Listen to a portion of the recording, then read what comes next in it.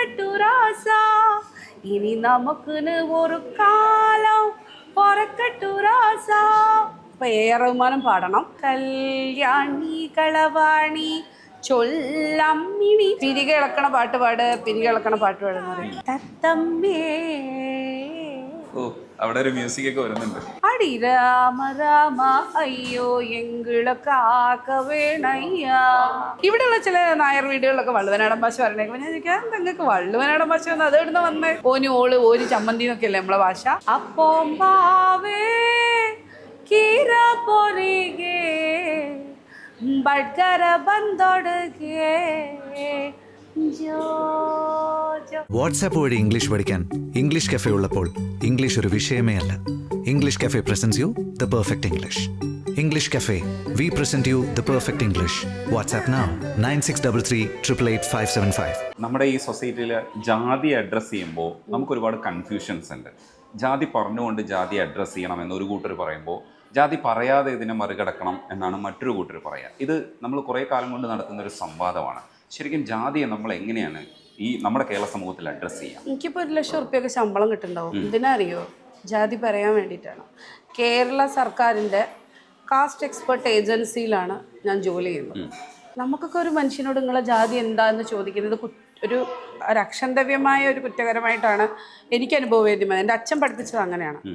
പക്ഷേ ഒരു ഓഫീസിൽ ജോലി ഇപ്പം ഞങ്ങളുടെ വിജിലൻസ് കേസുകളാണ് നമ്മൾ ചെയ്യുന്നതെങ്കിൽ എല്ലാ മനുഷ്യൻ്റെയും ജാതി എന്താ, നിൻ്റെ അച്ഛൻ്റെ ജാതി എന്താ, അമ്മയുടെ ജാതി എന്താ, ഇങ്ങനെ ജാതി കണ്ടുപിടിക്കലാണ് അവിടുത്തെ ജോലി.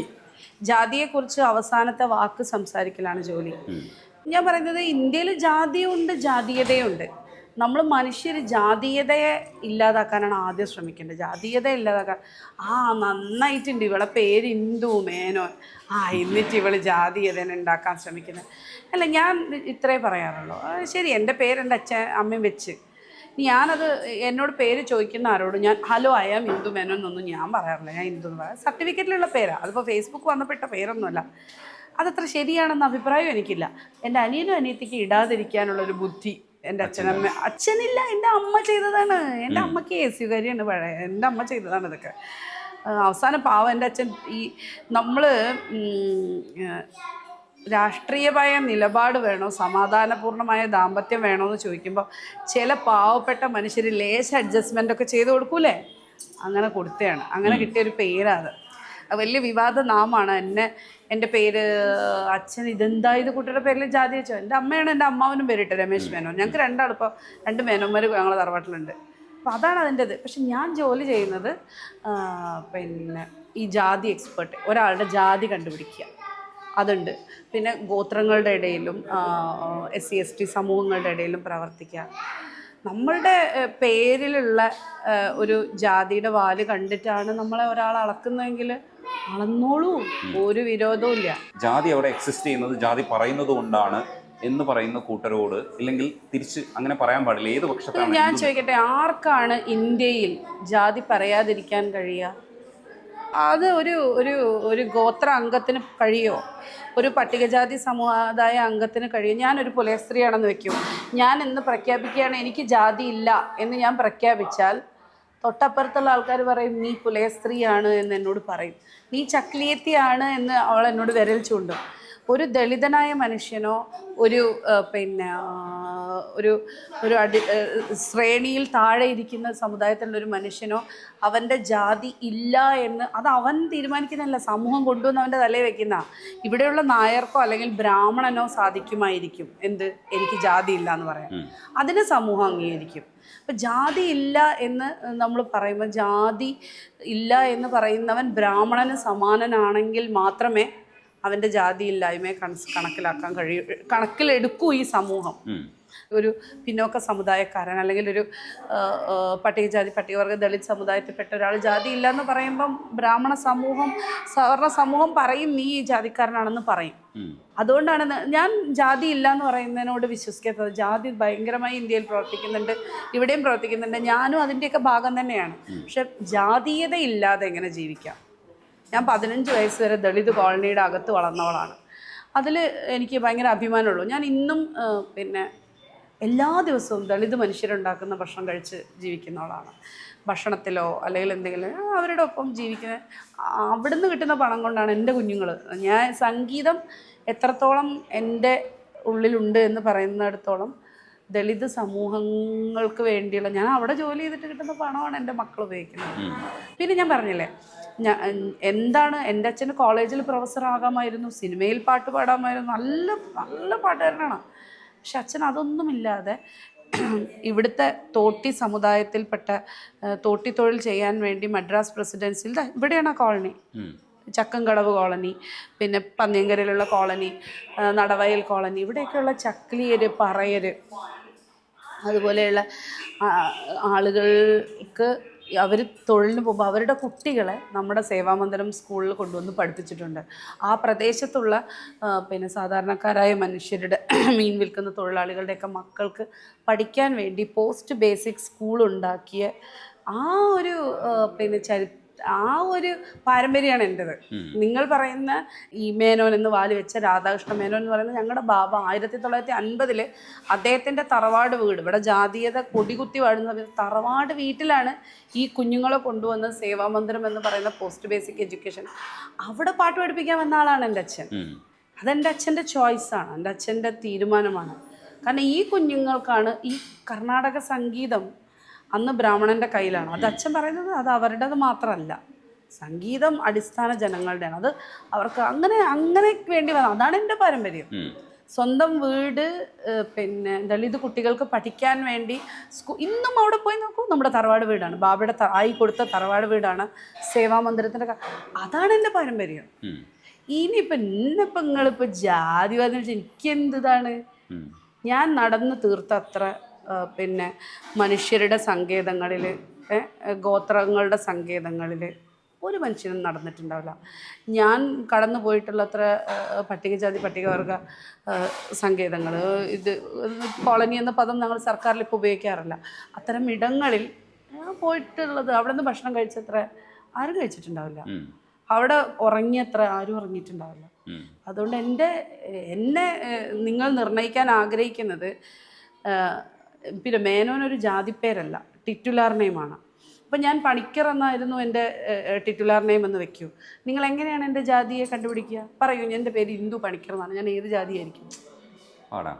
കാരണം എന്താ, പണിക്കർ എന്ന് പറയുന്ന ടിറ്റുലാർ നെയിം നായർ സമുദായത്തിനുണ്ട്, മലയർ എന്ന് പറയുന്ന SC സമുദായത്തിൻ്റെ ടിറ്റുലാർ നെയിം പണിക്കരാണ്, ജ്യോതിഷം നോൽക്കുന്ന ആളുകളുടെ ടിറ്റുലാർ നെയിം പണിക്കരാണ്, കളരി വെച്ചിട്ടുള്ള ക്രിസ്ത്യൻസായ മനുഷ്യർക്ക് മറ്റേ തച്ചോളി വർഗീസ് ചേകവരിലൊക്കെ കണ്ടില്ലേ പണിക്കർ എന്നുള്ള സ്ഥാനപ്പേരുണ്ട്, അവർക്ക് പണിക്കരുണ്ട്. സെക്രട്ടേറിയറ്റിലൊരു സാറുണ്ടായിരുന്നു, ആ സാറിൻ്റെ പേര് എന്തോ ഒരു പണിക്കരോ, ജോസഫ് പണിക്കരോ അങ്ങനെ എന്തോ പണിക്കർ. ഈഴവ സമുദായ അംഗങ്ങൾക്ക് പണിക്കർ സ്ഥാനമുണ്ട്. അപ്പോൾ 5 or 6 സമുദായങ്ങൾക്ക് പണിക്കർ എന്ന ടിറ്റുലാർ നെയിം ഉണ്ട്. അതുപോലെ കണക്ക് നോക്കുന്ന ആളുകൾക്ക് പണ്ട് ഇവിടുത്തെ സാമൂരി കൊടുത്ത ടിറ്റുലാർ നെയിമാണ് മേനോൻ.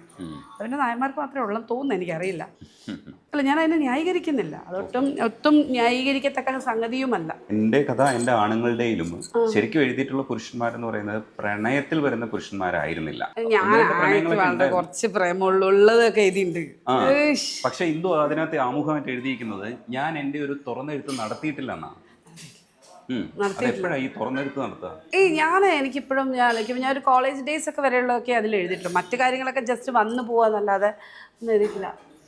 എനിക്കൊരാളോട് പ്രേമുണ്ട്, അയാളെ എഴുതിയാലോ എന്ന് ആഗ്രഹിക്കുന്നുണ്ട്. അത് നമ്മൾ കാത്തിരിക്കും. ഞാനല്ലേ വെറുതെ എഴുതുമ്പില്ലേ, ഇവളിപ്പം എവിടെയോ ഒന്ന് റൊമാൻറ്റിക്കായി പാരീസ് നഗരത്തിലൂടെ നടന്നു പോകുന്ന തണുപ്പ് ഞാനേതോ അണ്ടിയൊക്കെ ചുട്ടു തല്ലിയിട്ടാണ് എഴുതുന്നത്.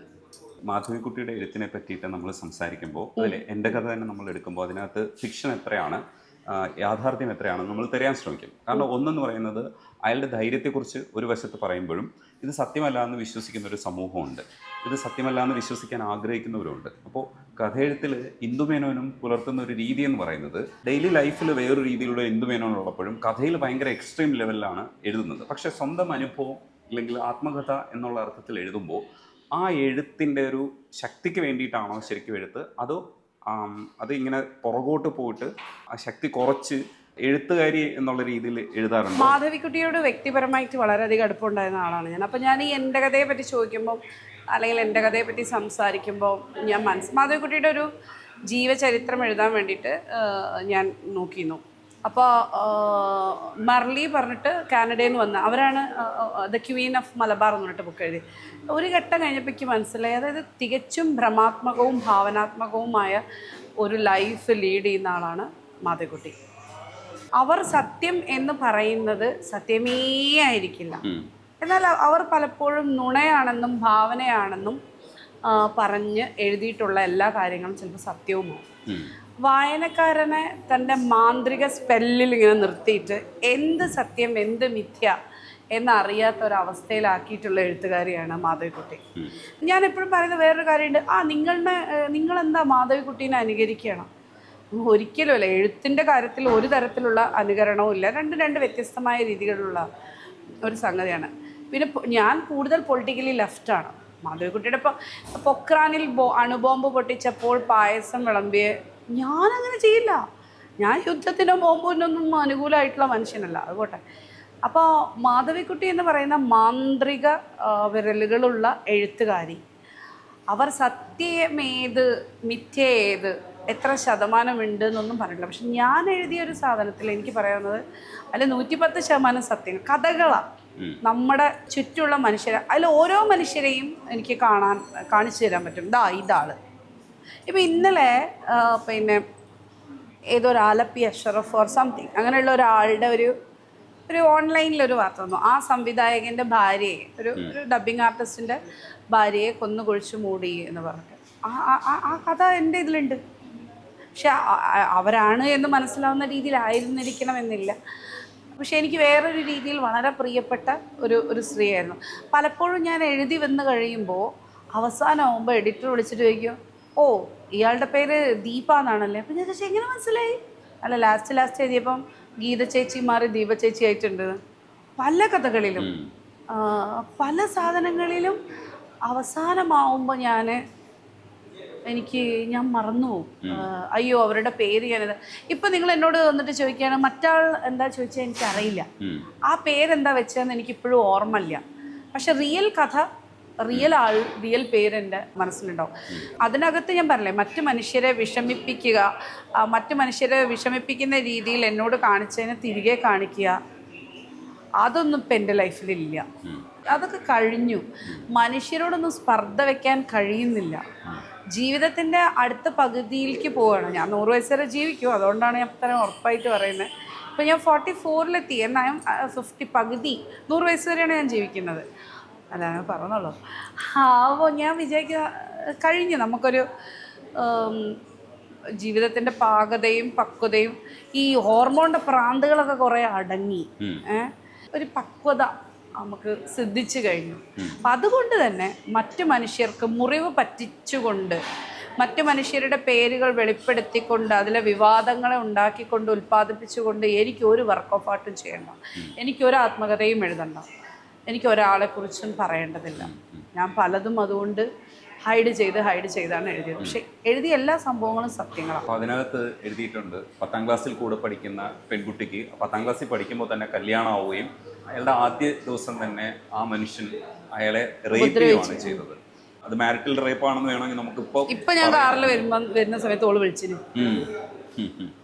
അതേപോലെ തന്നെ കിടന്നുറങ്ങുമ്പോൾ നീണ്ടുവന്ന കൈ അച്ഛൻ്റേതാണ് ആ പെൺകുട്ടിയുടെ അനുഭവം എഴുതിയിട്ടുണ്ടായിരുന്നു. അപ്പോൾ ഇതൊക്കെ നേരിൽ അനുഭവിക്കുമ്പോൾ നമ്മുടെ ഉള്ളിൽ പലപ്പോഴും നീറും.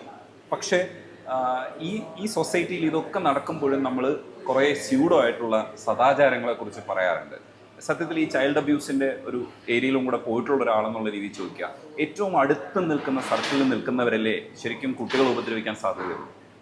ഞാൻ പറയില്ല, ഇതൊക്കെ ഞാൻ പറഞ്ഞെങ്കിലും പെൺകുട്ടികളെ ആരെങ്കിലും ഉപദ്രവിച്ചു, സ്ത്രീകളാരെങ്കിലും ഉപദ്രവിച്ചു വെച്ചാൽ എനിക്ക് ഭയങ്കര വൈരമാണ്. അതെനിക്കൊരു വൈരം ഉണ്ടാക്കുന്നുണ്ട് കേട്ടോ. അവരോട് ഞാൻ ഇന്ന് വരെ ക്ഷമിച്ചിട്ടില്ല, ക്ഷമിക്കാൻ തയ്യാറുമല്ല. ഇപ്പം സാഹിത്യത്തിലാണെങ്കിലും സാഹിത്യത്തെ ഉപയോഗിച്ച് എഴുതുകയും ഇതാക്കുകയും ചെയ്യുന്നവരെ എൻ്റെ ചുറ്റുവട്ടത്ത് അങ്ങനെ കണ്ട ഞാൻ തൊലയ്ക്കും, അതിലൊരു സംശയമില്ല. അതിനകത്ത് എനിക്ക് 0 ടോളറൻസ് പോളിസിയാണുള്ളത്.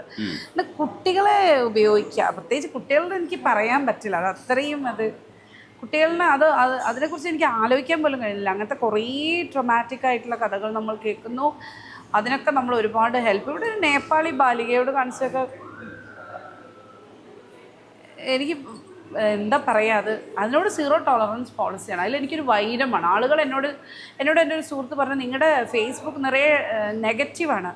ഞാൻ പറഞ്ഞു, ഏതെങ്കിലും പുരുഷന്മാരൊരു കുട്ടിയെ ഉപദ്രവിച്ചിട്ട് ആ കുട്ടിക്ക് സപ്പോർട്ട് പറയുന്നതാണ് നിങ്ങൾക്ക് നെഗറ്റീവായിട്ട് തോന്നുന്നത്? ആണ്, നെഗറ്റീവാണ്, അങ്ങനെ വിചാരിച്ചോ, എനിക്കൊരു കുഴപ്പമില്ല. അത്തരം ആളുകളെ നമ്മൾ നിയമത്തിൻ്റെ മുന്നിൽ കൊണ്ടുവരാനുള്ള ഞങ്ങളുടെ ഗ്രൂപ്പ് അഗൈൻസ്റ്റ് സെക്ഷൽ വയലൻസ് ആണെങ്കിലും കൺസെൻറ്റഡ് ആയ കാര്യങ്ങളൊന്നും നമ്മളെ വിഷയമല്ല. അങ്ങനത്തെ ഒരു സദാചാരമേ ഇല്ല. പക്ഷെ അവിടെയും നമ്മൾ ചർച്ച ചെയ്യേണ്ട ഒരു വിഷയമുണ്ട്.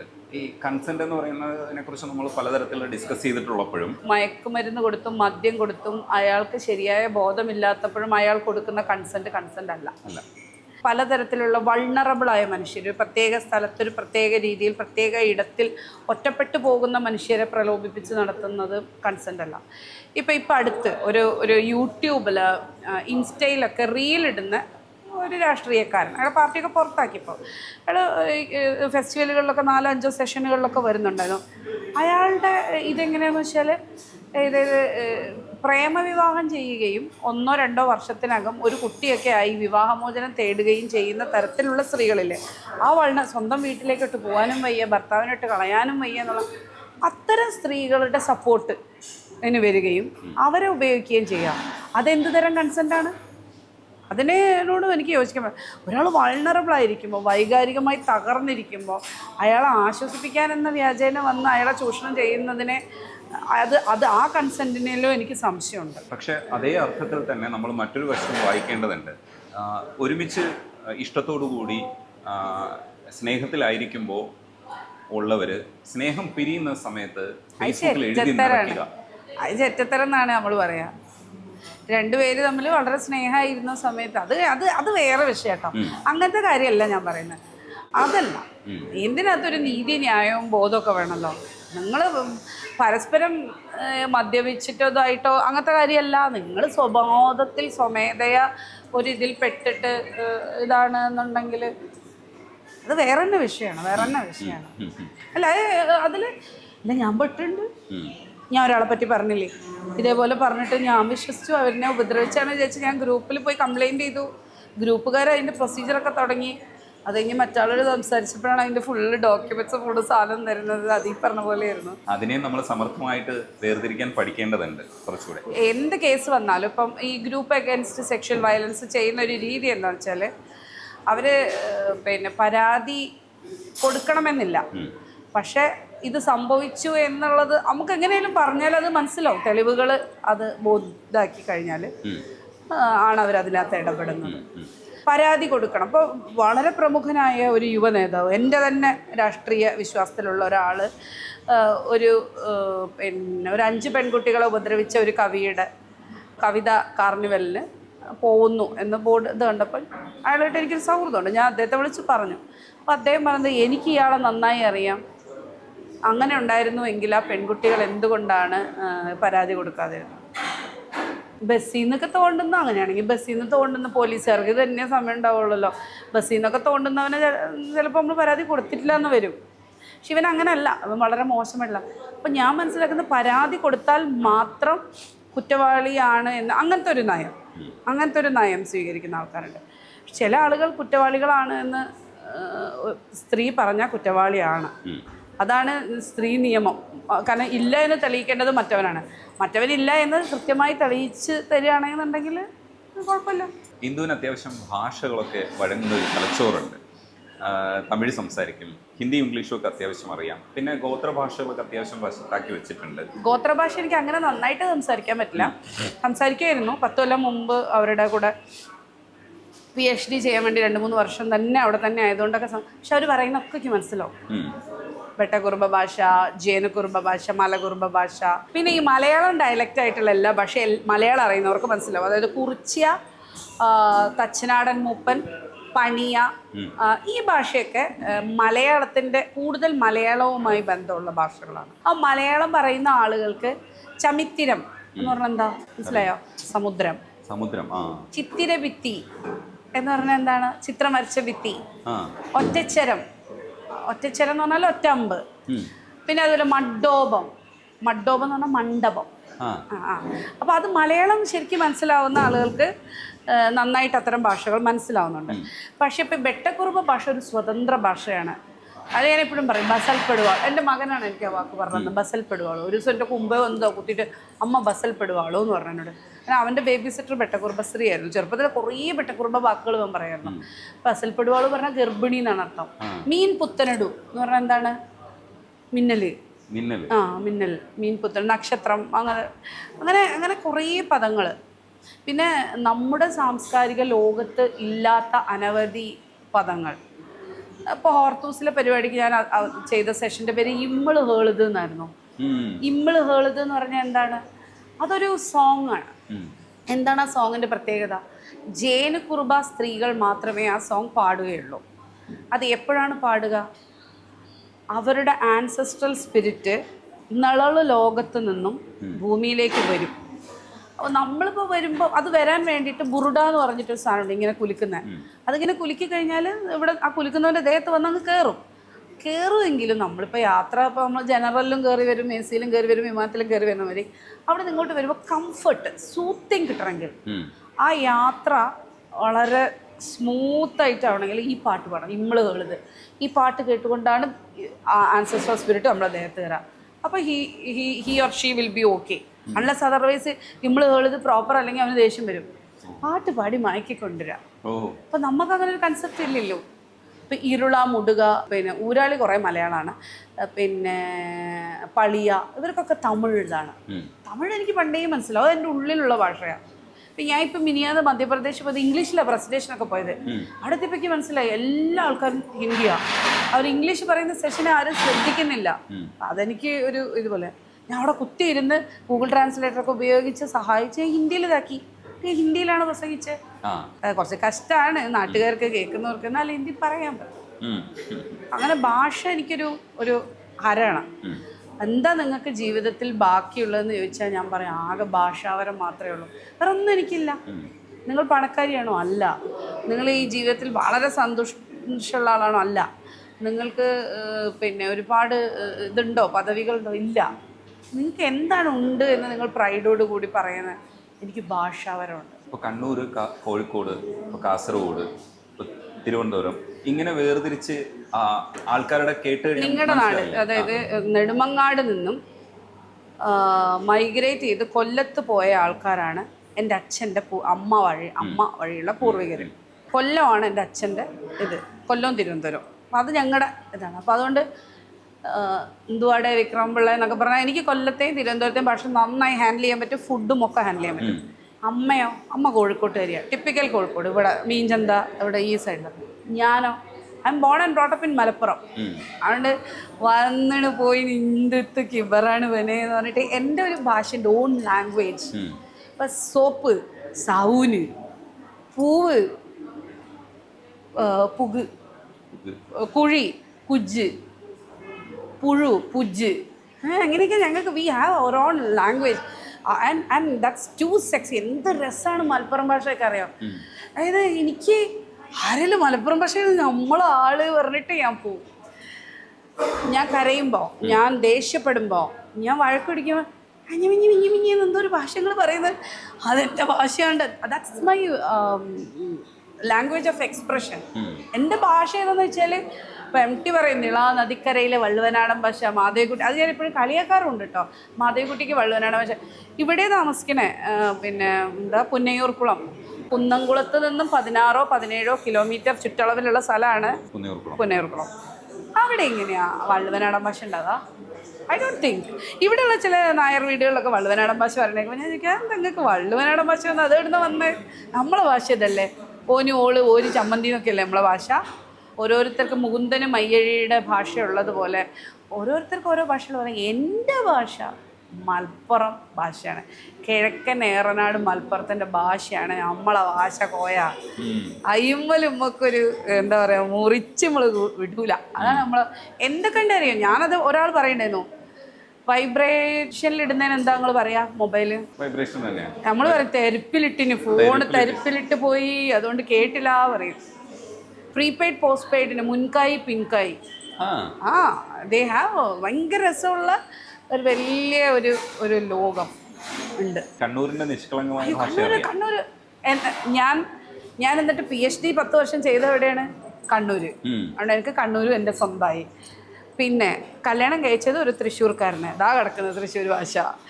എൻ്റെ അമ്മായിയമ്മ ആണെങ്കിൽ ആലപ്പുഴ അർത്തുങ്കൽ, അതാ കിടക്കുന്ന അടുത്ത ഭാഷയായിട്ടുള്ള ഇടപാട്. പിന്നെ കേരളം മുഴുവൻ എല്ലാ കാടുകളും എല്ലാ മേടുകളും നമ്മുടെ ഭാഷയാണ്. അതുപോലെ അച്ഛൻ്റെ സംഗീതം കിടക്കുന്നുണ്ട്. പാട്ടാണ് ആദ്യം പഠിക്കുക. ഏത് ഗോത്രഭാഷയിലുള്ള പാട്ടുകൾ ഇങ്ങ് പഠിക്കും. അപ്പോൾ ആ ഭാഷകളൊക്കെ നമുക്ക് ഇങ്ങനെ വരും. തെലുഗു എനിക്ക് എങ്ങനെയാണ്? തെലുഗു ഞാൻ എങ്ങനെ പഠിച്ചത്? ഓരോ കീർത്തനങ്ങൾ കേൾക്കുന്നു, ഓരോ ഇത് കേൾക്കുന്നു, രാമനന്നു ബ്രോ വരാ. അപ്പം ഓരോന്ന് നമുക്ക് അർത്ഥറിയില്ലോ. അതാണ് അങ്ങനെയാണ് ശരിക്കും സംഗീതം അഭിസാഹിത്യം സരസ്വത്യ സ്ഥാനദ്വയം എന്ന് പറയുന്നത് വളരെ കറക്റ്റാണ്. പാട്ട് പഠിച്ചു കഴിഞ്ഞാൽ നമുക്ക് അതിലെല്ലാം വരും, അതെല്ലാം നമുക്ക് കിട്ടും. ഒരു പാട്ട് പാടാം. എന്ത് പാട്ടാ വേണ്ടേ? എന്ത് പാട്ടും പാടാം. അങ്ങനെ പറഞ്ഞാൽ എനിക്ക് കൺഫ്യൂഷൻ ആവും. കാരണം ഞങ്ങൾ കേൾക്കാത്ത പുതിയ പാട്ട് കേൾക്കാനാണ് എനിക്ക്. ഞാൻ ഇപ്പോൾ ട്രൈബൽ പാട്ട് എടുത്തരാം. ഒരു ജേനുകുറുബ ഭാഷയിലുള്ള ഒരു പാട്ടാണ്. ಹೆಣ್ಣುಗೆ ಎಂಡುಗೆ ಹೆರಿಸಿನ ಕುಂಕುಮ ಜನಗೋಗೆ ಹೆಕ್ಸಳಿಗೆ സോപാന.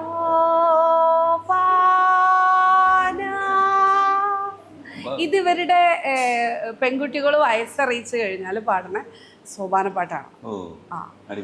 സോപാന പാട്ടാണ്. ഭയങ്കര രസമുള്ള മ്യൂസിക്കലായിട്ടുള്ളൊരു ഗോത്രമാണ് ജേനുകുറുബ. അവരുടെ കുറേ പാട്ടുകൾ ഏർപ്പിക്കണേ. കൊളൽക്കാര ഗണ്ടു മകനെ കൊളൽ കേളോന കൊളൽ കേളട്ടോ ബെല്ലിയെടുത്തോരാ ജോಡು ಮರ ತಟ್ಟ ಜೋಡು ಮಗನೇ ಜೋಡು ಮರ ತಟ್ಟട്ടോ ജോഡു മര തട്ടട്ടോ ബെല്ലിയെടുത്തോരാ.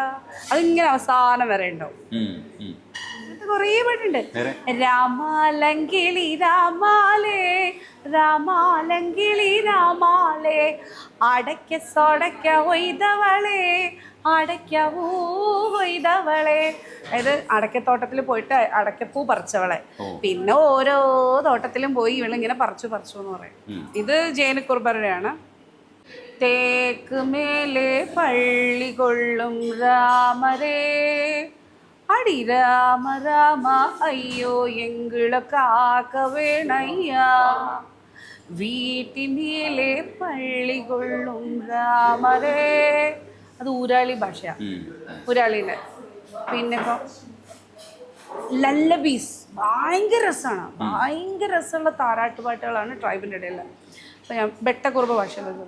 ജോ ജോ ജോ ജോ ജോ ജോ ജോ ജോ ജോ ജോ ജോ അപ്പോമ്പാവേ കീര പൊരികെ ബഡ്കര ബന്തൊടുകെ ജോ ജോ. വലിയ ബടകൻ എന്ന് പറഞ്ഞാൽ നീലഗിരിയിൽ വലിയ തലക്കെട്ടൊക്കെ ആയിട്ടുള്ള ട്രൈബല്ല, ഒരു വടുക കമ്മ്യൂണിറ്റി പെട്ട ഒരാളാണ്. അയാൾ വരും, അതുകൊണ്ട് വേഗം ഉറങ്ങിക്കോ എന്ന് പറയുന്നതാണ്. പേടിപ്പിക്കലാണ്. അല്ല, അവരുടെ ഒരു താരാട്ടുപാട്ടിലുണ്ട്.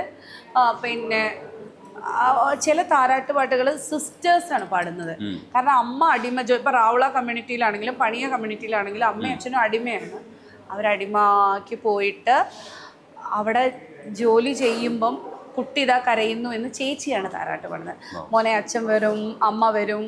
ആ താരാട്ടിൽ തന്നെ പറയുന്നുണ്ട്, അമ്മ കുട്ടിയുടെ നാവ് ഇതാ താണു പോകുന്നു അമ്മിഞ്ഞ കുടിക്കാൻ. നിൻ്റെ കുട്ടിക്ക് പാൽ കൊടുത്തിരുന്നാൽ എനിക്ക് ജോലി ചെയ്യാൻ പറ്റില്ല അങ്ങനെ പറയുന്നു. ഇതിപ്പോൾ ഈ ട്രൈബൽ മേഖലയിലായതുകൊണ്ടാണ് കുറേ ട്രൈബൽ പാട്ട്. പണ്ട് വളരെ സിനിമ പാട്ടൊക്കെ എല്ലാം പാടും. ഇതും പാടും, എന്താണ് ദൈവത്തിന്റെ ഗാനവും പാടും, മറ്റേ കോക്കയും പാടും. അപ്പോൾ അതിൽ കോക്ക വരുന്ന ഒരു പാട്ട്, ഏതെങ്കിലും ഒരു അടിച്ചുപൊളി പാട്ട് പാടി നമുക്ക് തൽക്കാലത്തേക്ക് ഇത് ബ്രേക്ക് ചെയ്യാം. മ്യൂസിക്കിന്റെ കാര്യത്തിൽ നമ്മൾ രണ്ടാമതൊന്നും ഇരിക്കേണ്ടി വരുമെന്നുള്ളത് എനിക്ക് മനസ്സിലായി. അല്ല, കോക്ക അല്ലാതെ പേര്. ഇപ്പൊ ഞാൻ പുതിയൊരു പാട്ട് പഠിക്കാൻ ശ്രമിച്ചിട്ടുണ്ട്, പഠിച്ചു തുടങ്ങിയിട്ടുള്ളൂ. പോകുற പദ தெரியலை இது யார் தந்த விதியோ தூரத்தில் வரும் வெளிச்சம் எல்லாம் யார் செல்லும் வழியோ இங்கே பறந்து கிடக்கும் பூமி எனக்கு சொந்தமையா இங்கே இருக்கும் அத்தனை சாமியும் உனக்கு சொந்தமையா உன்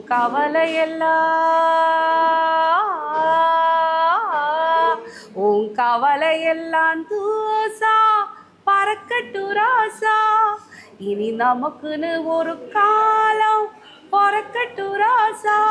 இப்போ ஏஆர் റഹ്മാനും പാടണം. ഊരായാ ഊരായാ ഊരായാ. ഓ അടിപൊളി. അപ്പൊ ഇനി ഒരു മലയാളം പാട്ടും കൂടെ പാടി നമുക്ക് അവസാനം. മലയാളം പാട്ടോ? എൻ്റെ അനിയത്തിൻ്റെ മോന് ഭയങ്കര ഇഷ്ടമുള്ള ഒരു പാട്ടുണ്ട്. പിരിക ഇളക്കണ പാട്ട് പാട്, പിരിക ഇളക്കണ പാട്ട് പാടെന്ന് പറയും. കല്യാണി കളവാണി ചൊല്ലമ്മിണി ചൊല്ല് വെള്ളിത്താഴ്വര പൂത്തിറങ്ങിയതാൺ പൂവോ പെൺപൂവോ ആൺപൂവാണീലമ്പലപ്പുഴ ഉണ്ണിക്കണ്ണന് മാലയ്ക്ക് പെൺപൂവാണീലാഹാ മറ്റൊരു കാർവർണ്ണന് മാലയ്ക്ക് കല്യാണി കളവാണി. അല്ല, അടുത്ത വരിയാണ്. നിന്റെ ഇടത്തെ കൺപുരികം തുടിക്കണുണ്ടോ നിന്റെ മുത്തുവിളക്കുകൾ ഊതിക്കെടുത്തണുണ്ടോ തത്തമ്മേ. ഓ, അവിടെ ഒരു മ്യൂസിക് ഒക്കെ വരുന്നുണ്ട്, അടിപൊളിയാണ്. അപ്പോൾ ഇത് തുടരുന്നതേ ഉള്ളൂ, നമ്മൾ നിർത്തുന്നില്ല. അപ്പോൾ ഇതിനെ കാണാൻ കഴിഞ്ഞാൽ ഭയങ്കര സന്തോഷമുണ്ട്. Thank you. നമ്മൾ വീണ്ടും കാണും വരെ വണക്കം. Thank you so much. WhatsApp വഴി ഇംഗ്ലീഷ് പഠിക്കാൻ ഇംഗ്ലീഷ് കഫേ ഉള്ളപ്പോൾ ഇംഗ്ലീഷ് ഒരു വിഷയമേ അല്ല. English cafe presents you the perfect English. English cafe, we present you the perfect English. WhatsApp now 9633 888 575.